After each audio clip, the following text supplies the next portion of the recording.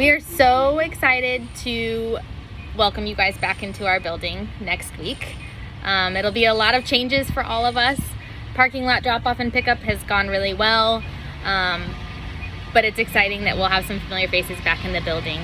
I just wanted to detail a couple things about what this process will look like and give you some ideas as to how you can help your children prepare for this transition, because it will be a little bit different. So here are some things that you can expect. So after you have entered the building and done all the stuff in the vestibule with admin, like take your temperature, and you are cleared to come into the building, you will walk your child or carry your baby to our classroom door. So the main thing to remember is to keep it short and sweet. Goodbyes can be hard sometimes. We understand that, and we're here for you throughout this process and this transition. But a quick handoff to us after hugging and kissing your child or doing whatever routines you guys have established already together. We'll walk into the classroom with your child and we will turn to see you through the window. And this is a time for us to wave, to blow kisses, and each response from the children will be different. Not every child will handle this the same way. So if your child starts to cry, it's going to be hard.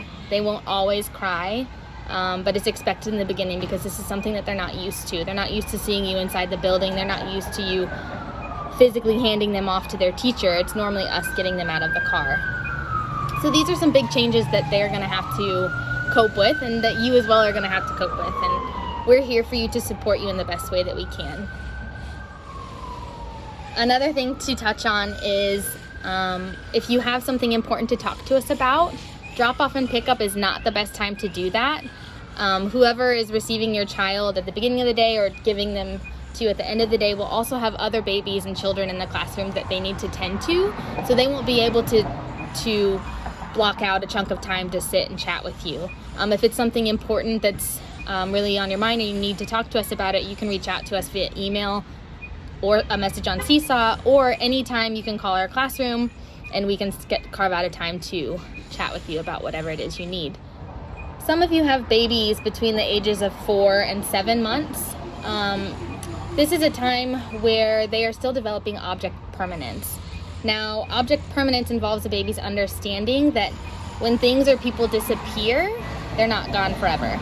So this is really important with things like drop-off and pickup. And a good way to help them with this transition is peekaboo games. So you can begin to play peekaboo games at home this week and over the weekend if you don't already do it. And it helps them begin to understand that even though they can't see something or they can't see you, you're still around and you'll always be back. And so when you drop them off in the classroom, if you notice that they're crying with us, feel free to pop your head in and out of the window. We want to leave the door closed, but they will still be able to see you through our viewing window. And you can pop in and out a couple times. They may still continue to cry, but most often than not, once the parent is out of sight, children stop crying within a few seconds. And you can always check back in with us via phone call, 10-15 minutes after you leave, just for peace of mind to make sure that they're okay.